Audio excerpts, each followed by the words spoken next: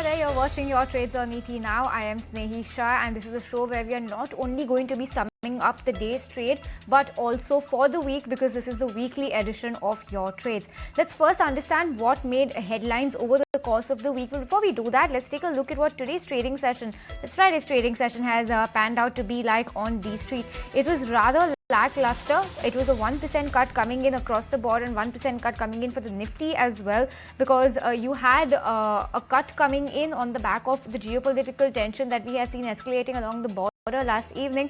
So on the back of that, you had a Nifty that snapped its 3-week gaining streak. This is of course for the overall week, and if you take a look at what the performance has been over the course of the week, Nifty snapped its 3-week gaining streak. Asian Paints and Sun Pharma, remember Asian Paints numbers came out largely mixed to weakish set of numbers coming in for Asian Paints. That is something that has put pressure on the Nifty. On the flip side, Titan and L&T, very good set of numbers coming in. Those stocks held up smartly. Nifty touched its 2-week low on an intraday basis this week as well. Nifty small cap declined for the second consecutive session, dragged by CAMS and MCX. Nifty mid cap snagged its 3-week gaining streak as well. And you have Realty, that was the top sectoral loser, and Realty has touched a 1-month low on an intraday basis as well. So if you take a look at week to date, what the indices have done, Nifty Realty down about 7%.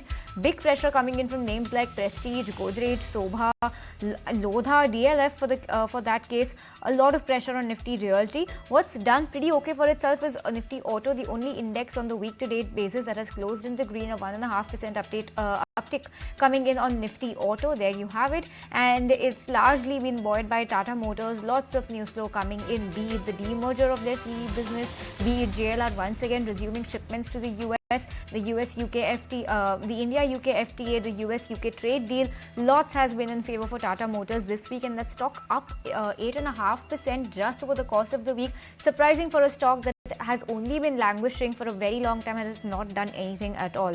You had FMCG that saw a slight bit of a cut. Metal and FMCG were both lower by 1.2%, followed by Energy, Pharma. Nifty Bank was lower by 2.8%. PSU banks, despite their outperformance on Friday, still ended lower for the week with a 4.5% cut. Last, you had Nifty Realty as well.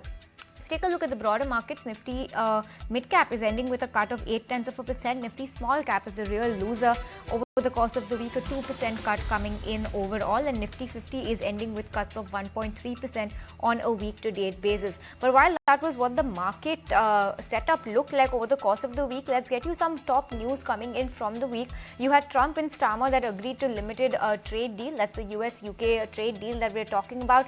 So that was a positive move coming in for both of those economies. We had Fed action coming in. Fed held rates. Powell flagged uncertainty as well. It was a unanimous call on holding rates amid increasing pressure coming in from Donald Trump on Jerome Powell to start cutting rates. The government hiked security measures on rising tensions along our borders. It's very unfortunate how the events have taken an escalated turn when both countries are talking about de-escalation, but the actions are not in line with that. And India has been retaliating to whatever is coming from the other side of the border. Pharma tariffs are coming soon is something that Trump has said. On the back of that, Nifty Pharma was also rather lackluster and languishing over the course of the trading week. Like I mentioned earlier, names like Titan, L&T, M&M too, they soared on the back of upbeat Q4 earnings, beat street estimates, and these stocks were the ones that have given some life to the Nifty over the course of the week. Defense, drone manufacturing companies surged on rising tensions. And you had government that have asked the states to ensure adequate power supply. That's another news flow that we're bringing for you right now, and latest on everything that's been happening across the border and for us back home. But on that note, let's also bring on board our experts and help us decode the week that was and give us a better understanding into the week that's about to be. And on that note, let's welcome Rajesh Palvia, Head Technical and Derivative Research at Axis Securities on the technicals and the fundamentals. We have Mayuresh Joshi, Head of Equity at MarketSmith India, joining us. Thanks so much both of you for joining us. Mayuresh, before I get to you with the intricacies of everything that's been happening and the fundamental impact it could have, Rajesh, give us a sense of the week that we saw. Rather lackluster, not much has happened. But this is coming at a time when things could have gone much, much south, and we are closing for the week only with a cut of 1%. And I say only because it could have been much worse. What are you making of the market move this week, and what is your sense on the levels we can see heading into next week, given that we could have some more escalation, even though we don't want to see that, but there could be a case for that over the course of the weekend? What are you penciling in for Monday morning open? Definitely, market has shown very matured behavior despite of this geopolitical tension between India and Pakistan. The way broader market has behaved in these kind of uncertainty and geopolitical tension, I think that clearly giving a sign that market is holding the strength, and I think market is poised for giving a breakout on the high side. But yes, maybe we may have some more couple of days on a volatile side. But going forward, we believe that once this settle down, I think we may see a good rally to unfold on the higher side, and possible rally can extend to 24,600 to 24,800 going forward. But for near-term perspective, we are closing. The for Nifty, it's closed almost near to 20-day moving average. If Nifty slips below further towards 24,000, then possible cut of another 200 point towards 23,800 we may see. But again, 23,800 is the major support area for this corrective move. I think around those level we may see another support buying action to emerge in the market, and possible pullback towards again 24,300 we may see. So for time being, 24,300 on the higher side, 23,800 would be the range for the Nifty. For Bank Nifty, there is a slight weaker structure compared to the Nifty. Bank Nifty has broken its 20-day moving average on a closing basis. So if Bank Nifty continues to trade below 54,000 mark, I think here we may see some more profit booking, and possible down move can extend to 53,000. That's the next major support area for Bank Nifty, as we have already witnessed a very strong rally in banking stocks as well as in the Bank Nifty in last couple of weeks. So some profit taking is happening in this volatility. So Bank Nifty structure is looking slightly weak. Okay, so that's the take coming in on the technical front. But Mayuresh, give us a sense of the way the market has moved over the course of the week and everything that's been happening across the border. Give us a sense of the fundamental impact that you're seeing. And we have seen a bunch of stocks, like certain sectors, have been able to come out unscathed of this. Case in point being PSU banks also in today's trade was largely doing pretty okay. But on that note, I want to get a sense on the PSU basket itself, banks and otherwise, because every time we've seen something like this happening when we have a national security threat, it's the public sector undertakings that come into immediate line of fire. This is something that we've seen over the course of time in the markets. Give us a sense of what you are making of the entire PSU space. Could be defense, could be banks. What's your take? So very good afternoon. First of all, I think I would say kudos to the Indian Army for backing up Pakistan quite significantly. So Jai Hind for that. And we hope that we succeed in whatever objectives we have put out from a government directive perspective. Having said that, I think if you probably look at historical evidences on all previous in conflicts that have probably happened, the pain doesn't seem to last long, because I think the market gestate that and move along, unless there is huge escalation, which probably we've not seen in the recent past. And therefore, I do not believe that this will turn out to be a huge escalation as we speak. There will be some element of sanity returning over the next few days, next few weeks. And therefore, the reaction that the markets have given is very, very mature, in my opinion. And the reaction is based on two counts. One, obviously, in terms of the geopolitical news, which the markets believe should get resolved. And the second element in terms of both macros and micros. From a macro perspective, crude prices are lower, which means the trade deficit is lower. The government capex is continuing at full throttle. Liquidity is abundant into the system. The expectations of tax collection remain extremely strong, and therefore maintaining our fiscal glide path seems to be the best case scenario as we head into the next financial year. Having said that, I think with consumption expected to take a huge boost from the tax cuts on the urban side, with better monsoons expected to boost consumption on the rural side, I think the micro picture in terms of corporate earnings should start improving in Q2 and significantly in the second half, which probably then makes us believe that outside India, there are very few economies which have a very strong macro and a micro built up. That is probably happening. The only couple of risk factors that play out in this scenario, not just for the Indian markets globally, is that over the next 60, 65 days, as that 90-day window probably gets over, what happens in terms of tariff negotiations ex-China and with China as well, and what do we finally settle down at? And in the second perspective, I think looking at the first perspective, what kind of an impact does that have on growth, inflation dynamics, and the rate cut cycle, which will largely be determined globally in terms of how global GDP growth will pan out. So if you put everything in context, my own sense is that India is better placed than most of the economies across the globe. Even China is probably expected to struggle as far as for economic indicators are concerned. And therefore, I think we remain optimistic on the Indian market. Our own sense is that India probably remains the best placed markets outside the US.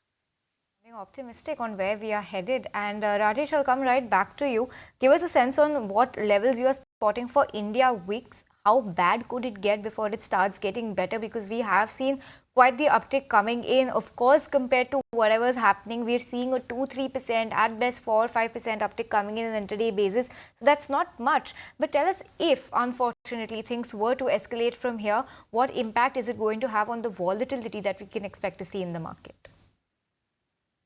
Definitely, India VIX is at elevated level. We are now at about 20 mark. So I think volatility is likely to be there as fear index has moved up, and the kind of geopolitical tension is there. I think on the higher side, the next level we could see towards 25. That's the next major multiple supply zone for the India VIX. So I think 25 would be the next level where we may see some sort of stability in the market. So 25, and if it slips below to 18 level, I think then maybe market will be in comfort zone. Below 18, I think yes, we may see some stability in the market and volatility will subside, and then I think buying action will also emerge in the market. So I think the positions are very light at this juncture from the traders as well as from the investor. The bets are very thin in terms of nature. Everybody is waiting for this event to pass through, and I think below 18 mark, I think yes, again buying action would emerge in the market, and we may resume again uptrend of the market. On that note, Rajesh, hold that thought, and Mayuresh, stay on with us as well. We'll slip into a very short break and keep the market discussion going on the other side when we return. So you stay tuned and we'll be right back.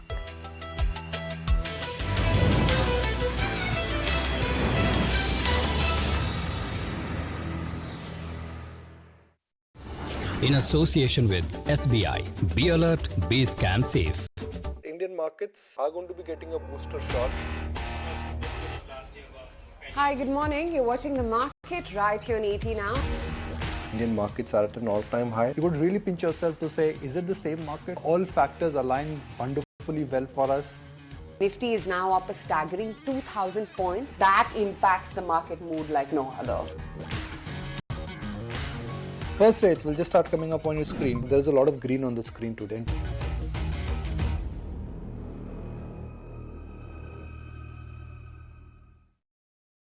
It's missing something. I feel like it needs a frame over. What's a frame over?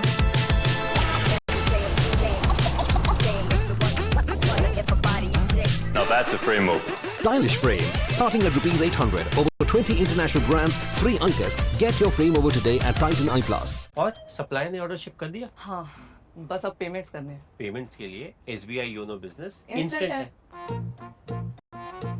Forex transactions, tax payments, 24/7, 365 days, फट। सबको पता है। SBI YONO business fast है, सबको पता है। उस film में पता है मर्डर किसने किया था? जियो होम पे मिलता है unlimited entertainment, high speed wifi के साथ TV channels, OTT apps, games और कंप्यूटर भी। Jio home, Jio more.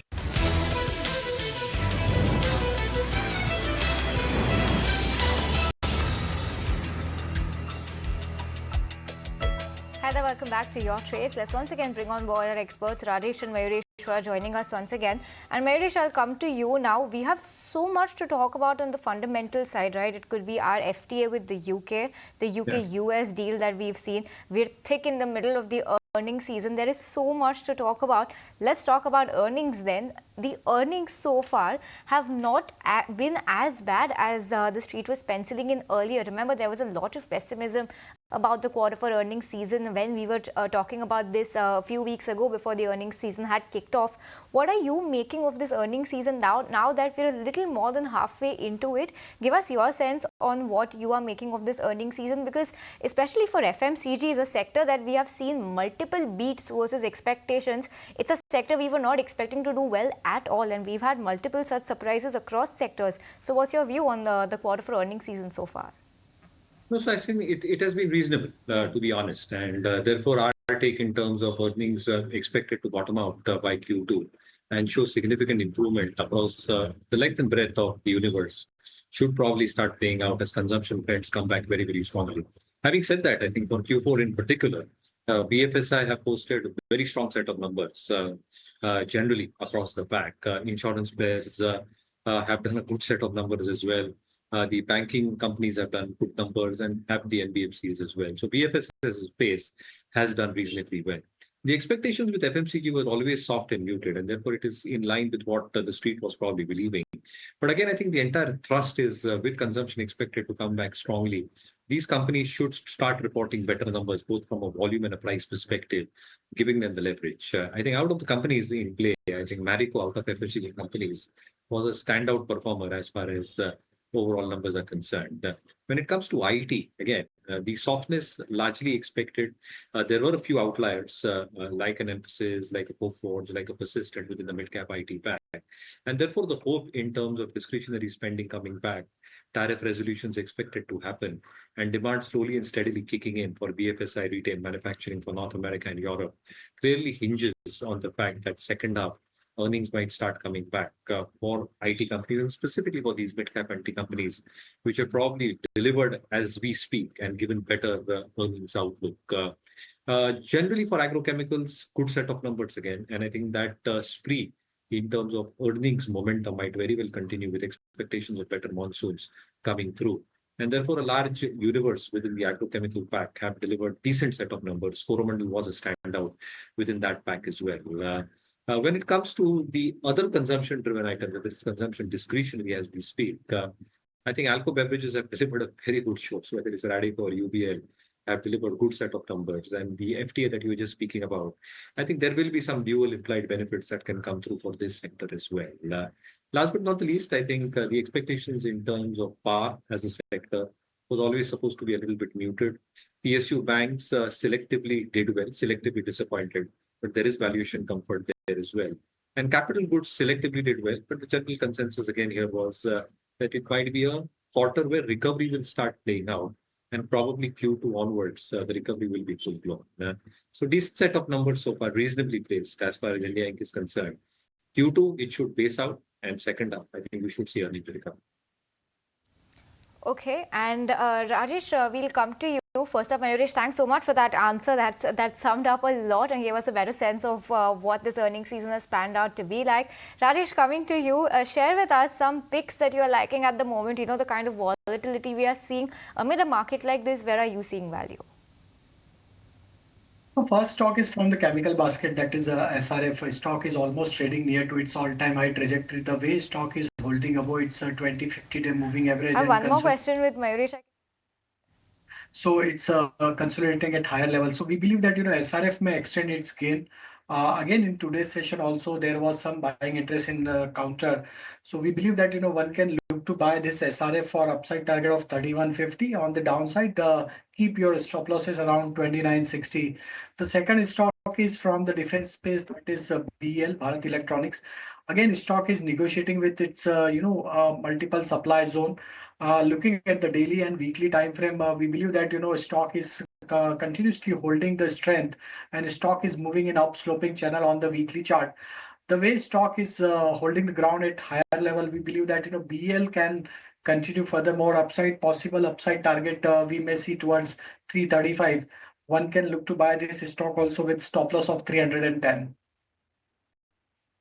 Apologies for that glitch. We've had a little bit of a tech glitch on this show.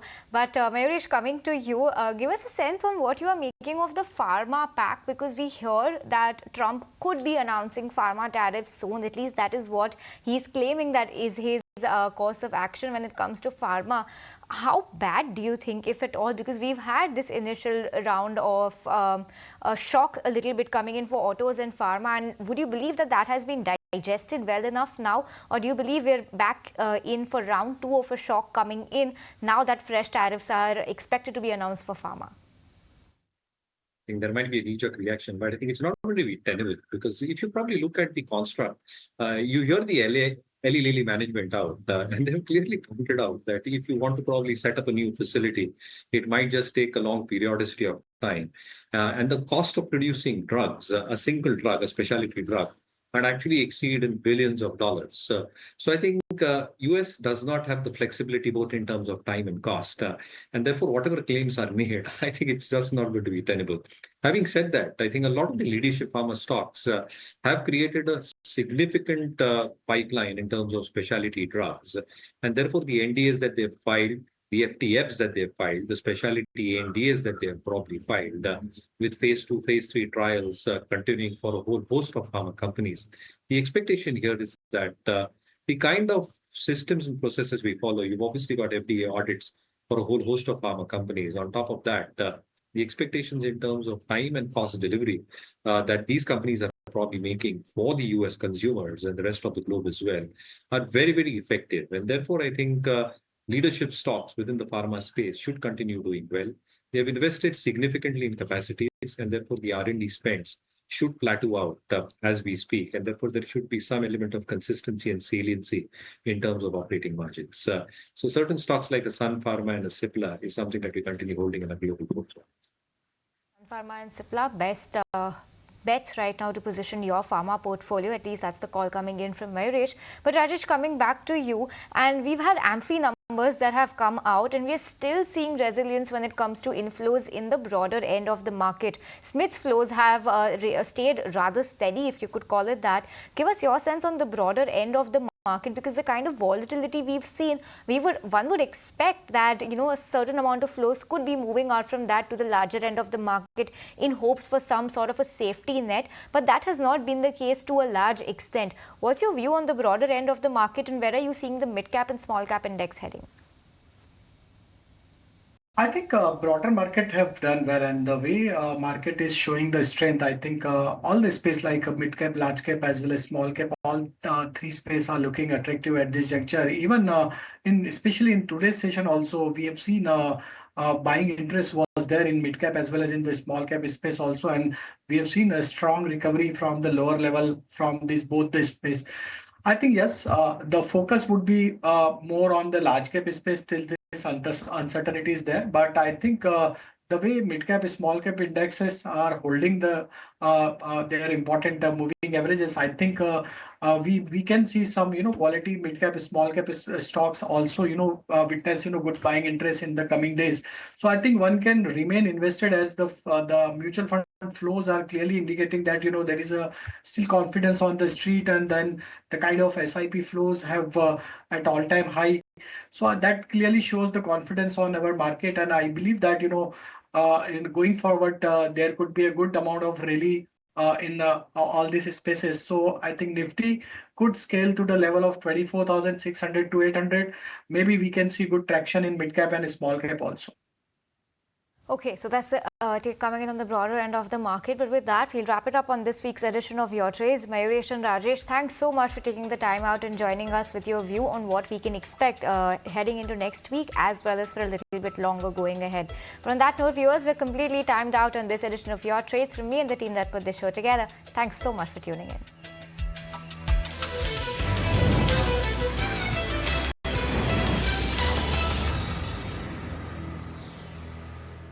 It's missing something.